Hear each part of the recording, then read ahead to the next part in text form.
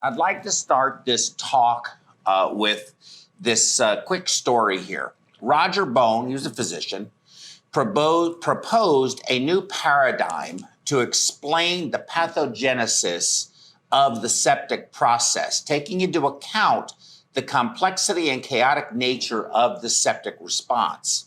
The septic network of events was viewed as a complex, overlapping network of interactions designed to help the body handle the severe assault of infection. He recognized that this process, while intended to benefit the host, could potentially cause severe injury that could culminate in death. He suggested there were a series of 5 stages to the sepsis cascade that could eventually result in multi-organ dysfunction and failure if not properly countered by a compensatory anti-inflammatory response. The initial stage was local reaction at the site of the infection or injury. This pro-inflammatory response is designed to limit the initial injury and prevent spread. The response will generate stage 2, the early compensatory anti-inflammatory response, or CARS, to maintain immunologic balance. The third stage occurs when the vigor of the pro-inflammatory SIRS response predominates over the CARS response and results in progressive endothelial dysfunction, increased microvascular permeability, and produces a coagulopathy, along with activation of the coagulation system. Of course, that sounds like DIC, right? The fourth stage occurs when the compensatory anti-inflammatory response, again, CARS, becomes excessive and can result in immunosuppression or immune paralysis. Again, you got a white blood cell count of 1.2. We've seen that a few times.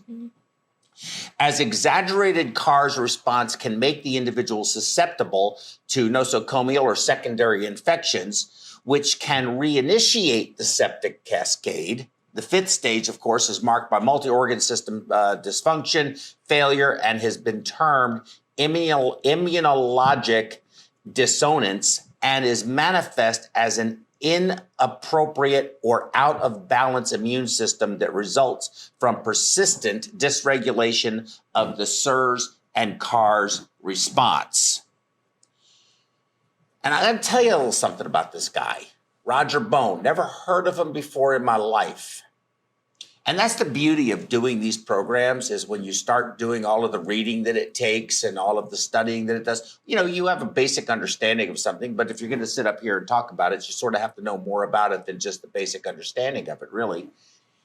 And I started learning about this guy, and it's an incredible story about a person. So I'm going to play this video, if I may.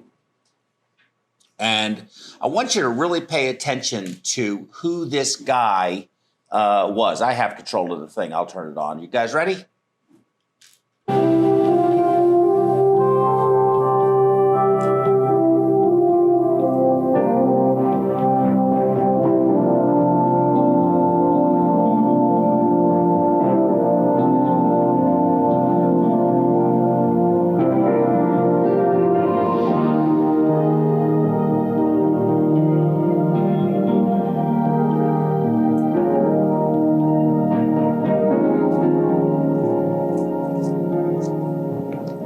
Physicians often feel their responsibility to dying patients is simply to provide good medical care.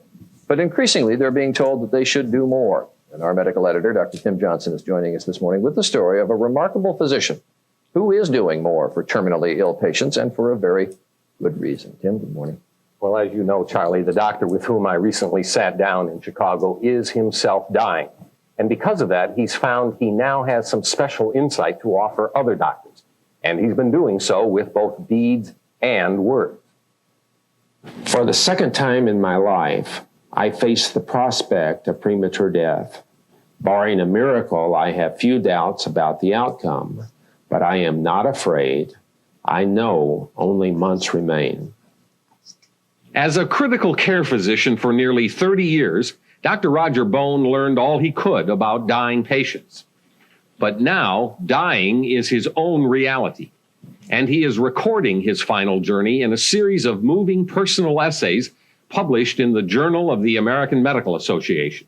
One of the things I have learned from the process of my dying is that the most important things in the process of my living were not what I, and most others, usually think are important. The author of numerous publications and the recipient of some of medicine's highest honors, Dr. Bone had already faced the prospect of dying before. As a young Army surgeon in Vietnam, he helped remove a live 40-millimeter grenade from a soldier's abdomen. Bone survived, and for putting his own life at risk to save another, he won a Medal of Valor. But now, the time bomb is inside his body.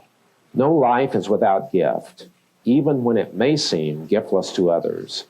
Cancer has allowed me a measure of enlightenment. The cancer, in this case kidney cancer, was discovered 3 years ago. The tumorous kidney was removed, and Bone believed the danger had passed. But 10 months later, the 55-year-old father of two learned that the cancer had spread to his lungs and bones. Determined to beat it, Dr. Bone began aggressive experimental therapies as well as conventional treatments of chemotherapy and radiation, which he still undergoes daily. His survival has already defied the odds. Most patients with renal cell cancer, they may die from 1 to 6 months. Now, we're talking about 3 years later, I'm still alive, and I think part of that is because I'm not going to let myself die. I'm going to go down fighting. One option is what we can do is do a complete rotation, but we don't spare the spinal cord at all. And because he takes daily doses of morphine to ease his considerable pain, Dr. Bone no longer practices medicine. And with a large tumor circling his spinal cord, doctors say he will likely become paralyzed. But for now, Dr. Bone spends his days at the hospital writing and counseling other terminally ill patients. Can you remember how you used to approach terminally ill patients in your medical practice and how you do it today and what's different? I took care of the needs, the medical needs of the patient and the physical needs of the patient, but I don't think I was emotionally involved as much as I should have. And I think the medical profession needs to be much more emotionally involved. Equally important, he says, is helping the patient communicate his or her fears and needs with family members. His most effective treatment, he says, has been the time shared with his wife, Rosemary, and with his daughters, Mary Catherine and Cynthia. This is a time that he could be totally introverted and only think of himself.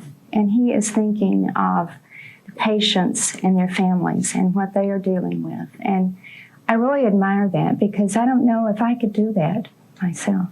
He really has a message. He has things that he wants to tell us, and we want to get as much out of this time as we can, because this is the legacy that's going to live on, and this is what's very important to us. My father never told me he loved me, I'm sure he did, but he never told me that. So that's been very important to me to make certain that I don't know the millions of times I've told my children that I love you, so they know. You're looking good, though. Well, I'm working on it. Good.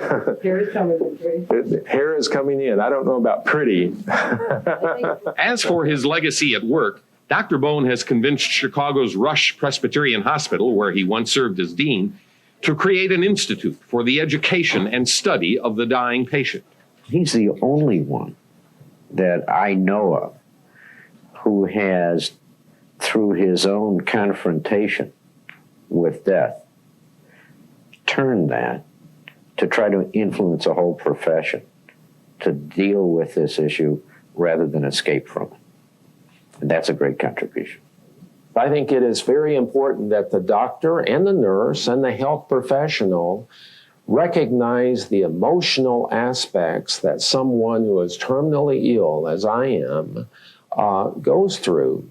I think one should ask the patient, do you have peace of mind about what is going to happen to you after your death? What do you say to your fellow doctors who say, well, it sounds great in theory, but, we're so busy, managed care is forcing us to spend less and less time with patients. I've got to leave that up to other people whose job it is, the ministers, the social workers. I just don't either have the time or the emotional resources myself to do it. It's no excuse whatsoever. And we're talking about life and death. We're talking about peace at the end of your life. Are you at peace? Is there a more important question to ask at all? 56 years old when he died. He's the one who came up with this. The relevance to this, what I read earlier, is that everything that I'm going to talk about stems from what this fella did, what this man did, this giant did. He was 56 when he died, 6 years younger than I currently am now. And he has textbooks. He was an intensive care medicine, a critical care medicine doc that developed this CRRT, concept and understanding of it that we currently use today. Dean at Rush University, and died at 56. In numerous studies and numerous articles that he wrote, pulls out a live grenade out of a guy, gets a Medal of Valor. You don't get the Medal of Valor for scratching your leg on a tree. That's serious business. How do you replace a guy like that? I mean, and that's what I like about doing these talks, is the people with such profound commitment and intellect, to be able to do all that he did and have the family that he had, and then go through what he went through. Remarkable story. So hemopurification is basically designed to overcome certain limitations that exist. So dialysis, which was, it's basically the same as it's been since the 1950s, all really unchanged in almost 70 years, is good for diffusive clearance of ions, metabolites, and so forth. It's intermittent. It is limited in molecular weights that it can really do anything with, which are about 6,000 or 6 kilodaltons or 6,000 daltons. It's, however, very ineffective with large molecular weights or anything that is a protein-bound mediator. So CVVH, which is also known as CRRT, is sort of the next generation that came up to try to deal with these patients who do have severe inflammatory response. Dialysis is of absolutely no value for it at all. SLED is of no value for it at all. It's a diffusive clearance technology that just simply does not work for patients who are in severe systemic inflammatory response syndrome. But it does clear convectively, so you will get larger molecules. It is continuous versus intermittent, which is very good. The kidney, if you think about it, works 24 hours, 7 days a week, 365 days a year. It doesn't only work 3 days a week or 2 days a week, as the case may be. It's pretty effective at molecular weights up to about 20,000 daltons, and I'll show you a graph, but that's still, you're starting to lose your clearance rates with it once it gets to 20, and beyond 20 it really drops off fairly precipitously. More effective than intermittent with larger molecular weights, clearly, because of the convective therapy, and dependent on pore size and technique. So if you run it very, very, very, very slowly and you do CVVHD, you're really not going to accomplish a whole lot. You have to use, I think, of course, post-filter replacement. For those of you who don't know much about CRRT, you just need to look that up. I'll try to give you some explanation of it. But if you don't run it well, the therapy really doesn't work that well. But the pore size is 50,000 kilodaltons, or 50 kilodaltons, or 50,000 daltons. We know albumin is at 66,000 daltons, or 66,000 daltons. So you won't remove any proteins, and that's a limitation of it. Now, hemoadsorption, on the other hand, does not depend on pore size. It is very effective at removing very large and protein-bound mediators. I'll show you that. and it is dependent on the adsorption column design. So that's the voodoo that is associated with hemoadsorption technology. So here is an example of diffusion. Of course, we know it's a concentration gradient. And here you see the more of a hemofiltration or CVVH, where it is a convective clearance, which relies, if you look on the left, you see the delta P or the pressure gradient pushing the water through the fibers and then into the ultrafiltrate. This is a low pressure, this is a higher pressure, and it forces the water, the plasma water, through the filter, creating a concept called solvent drag. And so you take this larger, and that's why you can get the larger molecules, is because of that concept. So if you look here, the kidney will remove things. Down at the bottom here is your molecular size, and here on the left is your clearance percentage. And you see the kidney is very, very, very effective, going all the way out to where albumin is at 66,000. But obviously proteinuria is not good, and your kidneys aren't supposed to remove protein. So you see that just before the cutoff. If you look here at the dialysis, it's very, very, very ineffective. Even at this level, at 5,000 Daltons, only 20% clearance. And so it's very good for electrolytes, metabolites, things like that, but it's just not good. Inflammatory mediators live in the range of about somewhere in the range of 12,000 to 20,000. A lot of the ones that are essentially in the plasma water. The protein bound, of course, are way out here, and some of them are even way out here.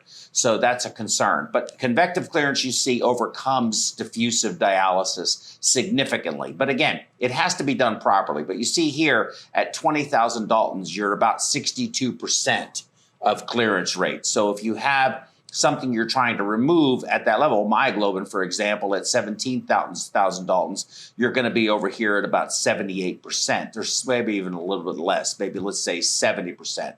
And so if you will clear it over time, but it's not as effective as the kidney is going to be.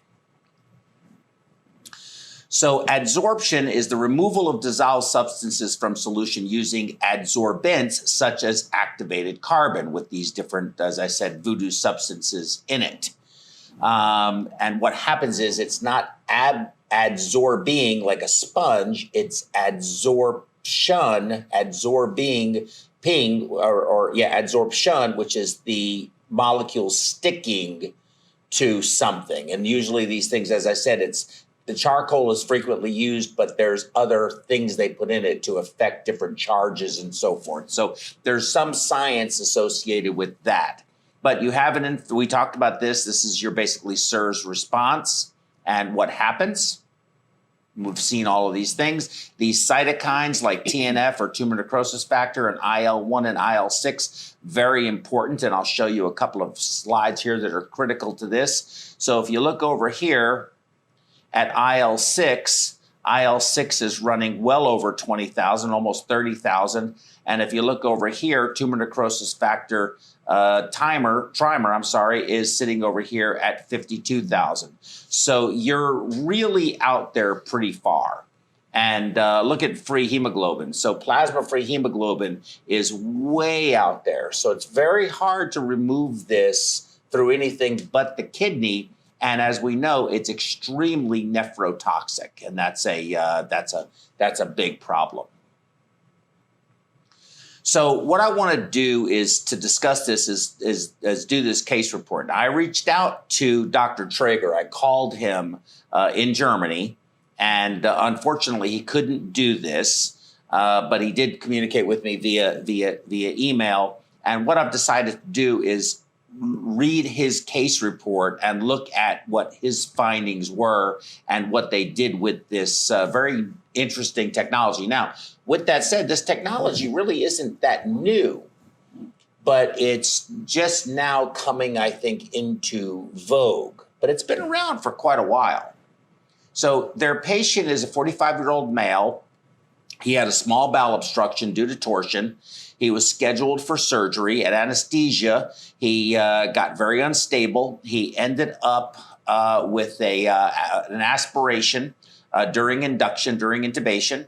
He developed severe SIRS, ARDS, multi-organ failure. They had to go on ECMO. They had CRRT. They were giving him antibiotics and low-dose steroids.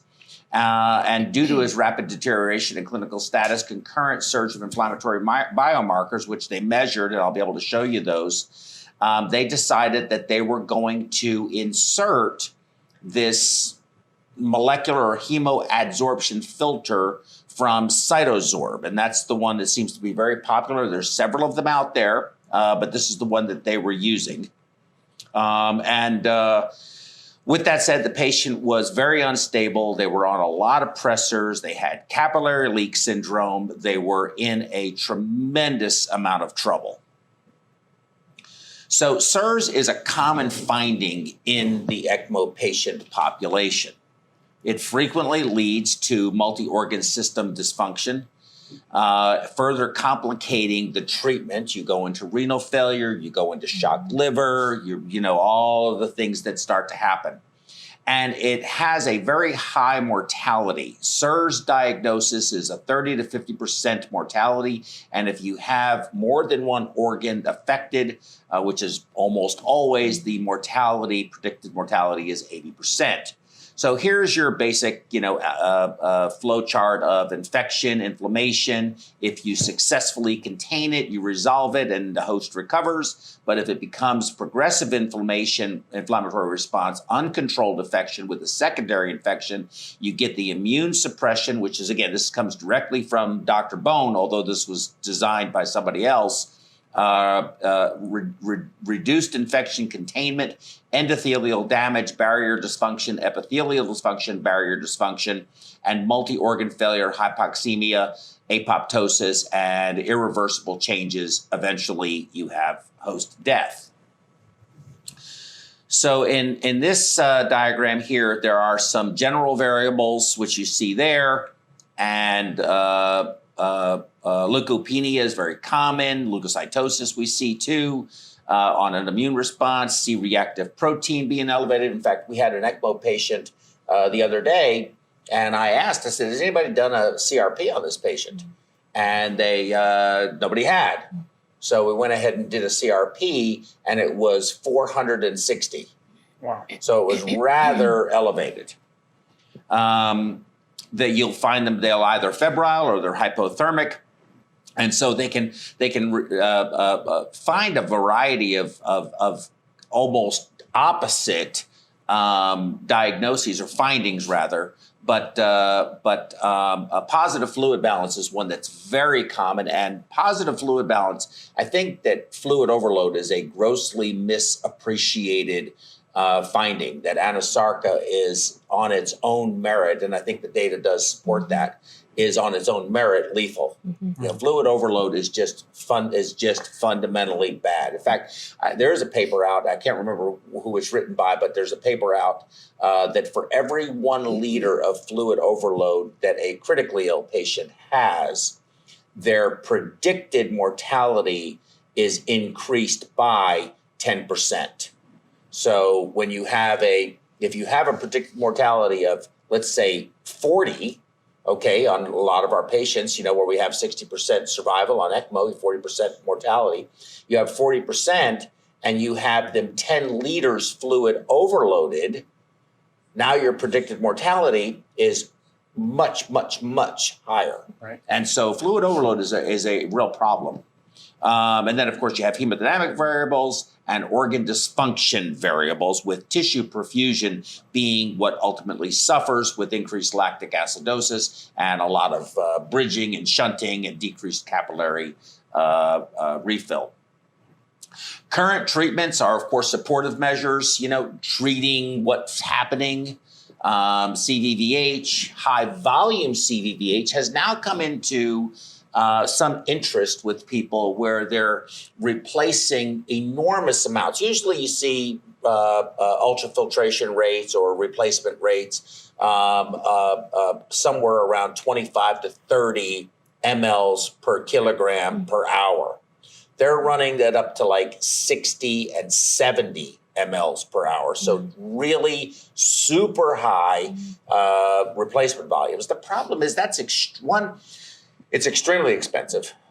Two, it's very, very, very labor intensive, very difficult to achieve. And although I think a CRRT system that is integrated into an ECMO circuit fails much less frequently than it would in a central line, especially if it was femoral, it's still imperfect. And there is a lot of risk when you're running it that fast. So your blood flow rate to achieve that kind of replacement is going to have to be at least 400 to 450 cc's per minute. You're not going to be able to run it at 200, which is what is typical. And so I think it's going to be a real challenge. Now, the thing is, no matter how fast you run it, there has never been anyone that has ever detected any, for example, TNF alpha or anything like that in the ultrafiltrate. You will find some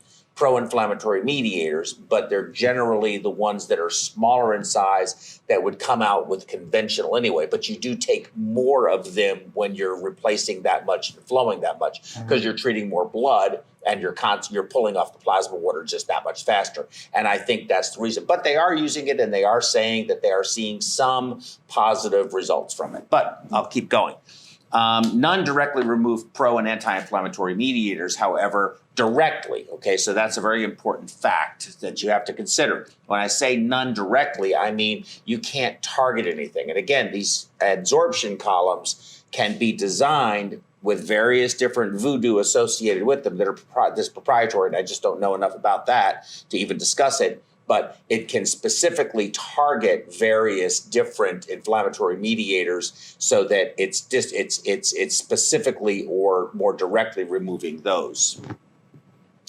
Going on with the case, the patient was 45 years old, bowel obstruction, pulmonary aspiration, progressive respiratory failure, was on VV ECMO, developed severe RV failure, and was then put on VA ECMO after 4 hours. His condition worsened, diagnosed with severe exudative ARDS with alveolar edema. PaO2 was 49, PaCO2 was 43, decreased lung compliance, vasoplegia, marked capillary leak, and AKI and acute kidney injury and acute renal failure requiring CVH.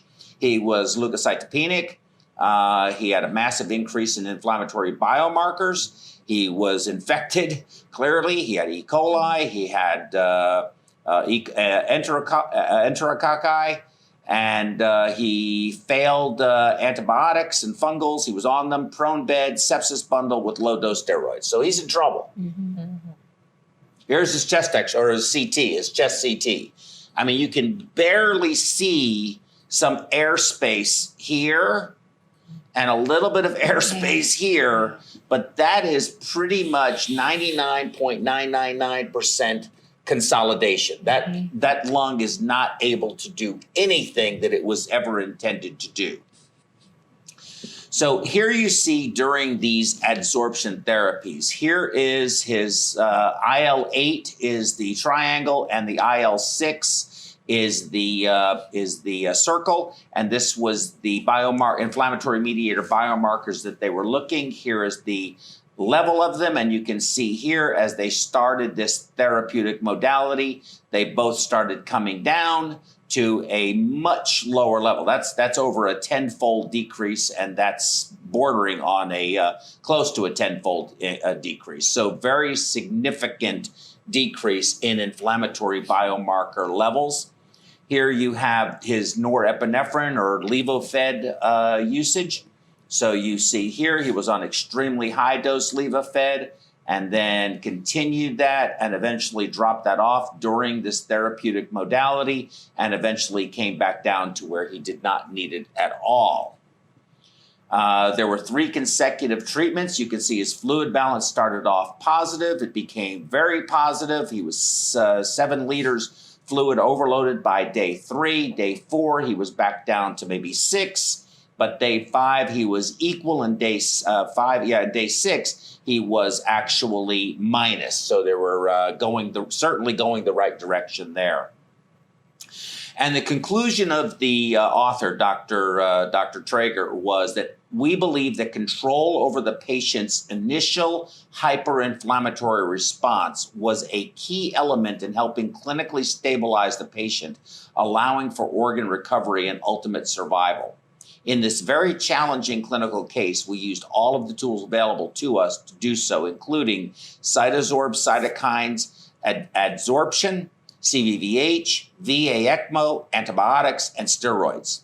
Cytosorb being this particular device he used, and it's not the only one, but it's a concept, is the newest therapy in our toolkit and was safe and well tolerated with no device-related adverse events and easy to implement as part of the CVVH circuit, which is very interesting. Mm-hmm. And I know another company who's doing the same thing, that is developing a system that you can just branch off of your CRRT circuit, remove the plasma, treat the plasma in the adsorption column, and then ultrafiltrate the plasma water, replace it, reconstitute it back into the cells and back into the patient.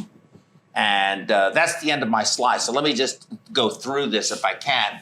So the difference between CVVH and hemoadsorption is that with CVVH, you're removing the plasma water.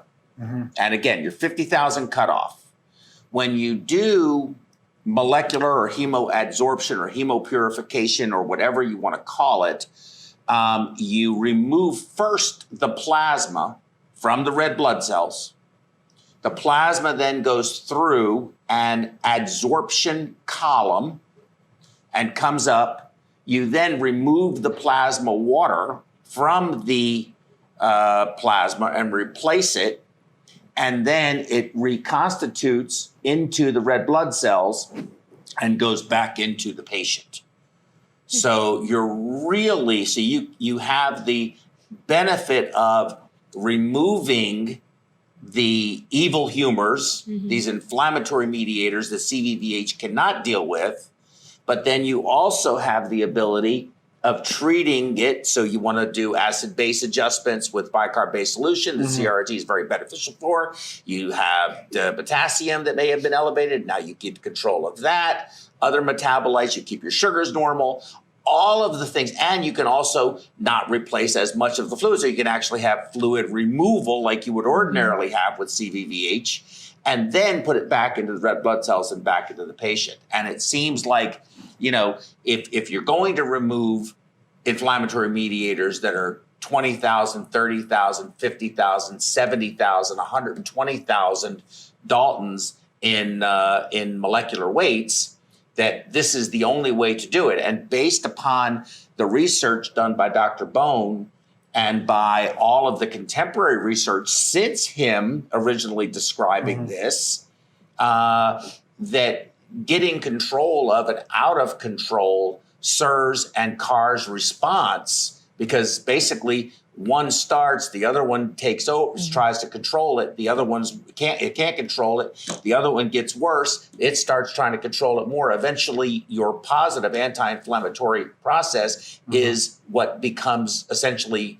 dysfunctional and collapses and is no longer there. Now the SIRS can just go off and just do whatever it wants to do.